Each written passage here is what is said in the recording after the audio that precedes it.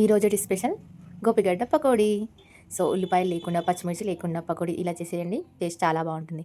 ఇలా half గోపిగడ్డని cut చేసుకొని ఇలా సన్నగా తురుముకొని పెట్టుకోవాలి. అందులో కొంచెం సాల్ట్, పసుపు వేసుకొని బాగా కలుపుకొని ఒక 1 అవర్ పాటు నానబెట్టుకొని ఉంచుకోవాలి. అంతలోపు ఇలా శనగపిండి తీసుకొని శనగపిండిని 2 టైమ్స్ జల్లెడ పట్టాలి. అప్పుడే బాగుంది, క్రిస్పీగా వస్తుంది పకోడీ అనేది. ఇలా 1 అవర్ తర్వాత మనం నానబెట్టుకున్న గోపిగడ్డని ఇలా పిండితే ఇలా వాటర్ వచ్చేస్తాయి. ఇప్పుడు తీసి పక్కన పెట్టుకొని మనం శనగపిండిని జల్లెడ పట్టుకున్నాం కదా, ఆ శనగపిండిలో కారము, ఉప్పు, జీలకర్ర, ధనియాల పౌడర్, ఫ్రెష్గా దంచుకున్న అల్లం పేస్టు, ఇంకా కరివేపాకు, కొత్తిమీర, ఇప్పుడు మనం వాటర్ తీసి పెట్టుకున్నాం కదా గోపిగడ్డ, ఆ గోపిగడ్డని వేసేసుకొని బాగా కలుపుకోవాలి. ఇలా ఫస్ట్ పొడిపిండితో బాగా కలుపుకున్న తర్వాత ఒక 2 to 3 స్పూన్స్ వాటర్ పోసుకొని మళ్ళీ కలుపుకోవాలి.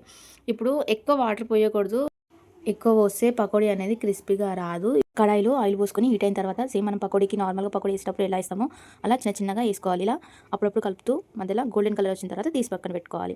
ఇప్పుడు ఆయిల్లో పచ్చిమిర్చి, కరివేపాకు వేసుకోవాలి. కరివేపాకు మాత్రం అస్సలు కడిగి వేసుకోవద్దు, ఇలా నాలాగా అవుతుంది. అప్పుడు డైలాగ్ నాకు ఒకటే గుర్తుకొచ్చింది, అరే ఆజాము లగెత్తరో అన్నట్టు. కరివేపాకు కడిగి కొద్దిసేపు ఆరబెట్టిన తర్వాత వేసుకోవచ్చు.